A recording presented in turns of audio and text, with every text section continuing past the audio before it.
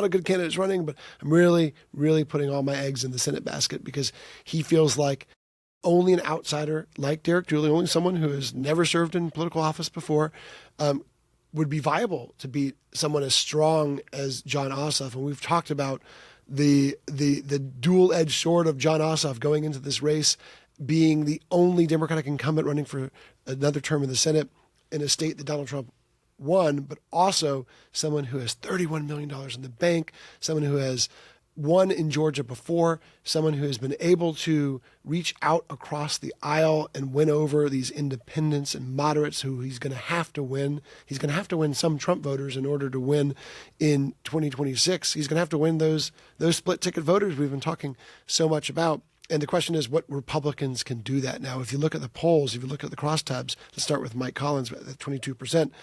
He's doing better among men. He's doing better among conservatives. He's doing better among more working class Republicans. That's sort of his base. Buddy Carter, he does better with younger voters and older voters. Interesting. I don't know how much to read into that. Connection? So the coalition is strangely split. And then Dooley's entire appeal is based on voters who are sort of fed up with the status quo. He's running this dual track campaign that's so interesting to me because he is giving voters a contrast. Like he doesn't want to be just lumped in with the other two. He's running against Democrats and Ossoff and the like, but he's also running against Washington. Yeah, he's also running, to your point, as an outsider. The irony for his candidacy this whole time, with that being his top message, is that truly the only reason he's in this race is because he's childhood friends with the governor of Georgia, and who has been doing mailers, who's been driving around with him. I mean, the governor is the governor, and he is the loudest and biggest fish as a spokesperson for Dooley. So sort of like the outsider endorsed by an extreme insider.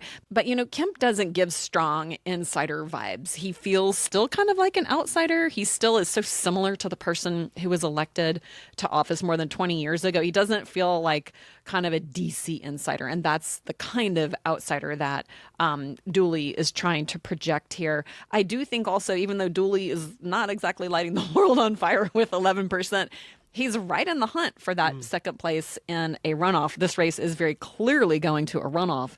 So it's really a dual, kind of a mano a mano between him and Buddy Carter.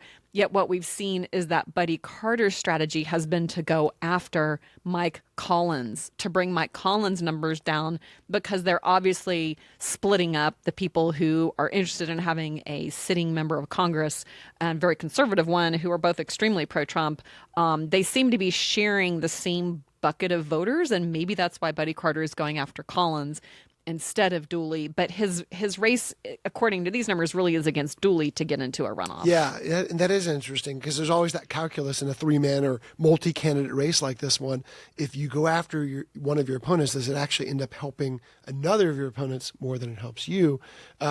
Buddy Carter's strategy was sort of the focusing on himself in the ad and then attacking Mike Collins. So he's trying to blunt that sort of effect we see in some races by saying, hey, I'm the best alternative to Mike Collins. And again, the interesting thing about Mike Collins is, as of this taping, still hasn't gone up in air. Doesn't have a huge amount of money. Buddy Carter's put $7 million or so on air. That's incredible. And he's loaned himself at least $3 million, but it might be more by the time this campaign is ended. So significant money from Buddy Carter, who's very wealthy, into his own campaign. Not Rick Jackson type money, but a lot of money for relatively speaking, for this campaign. But they all know they have to go up against the juggernaut that is Jon Ossoff, whoever wins. And they feel like they will have some resources waiting for them.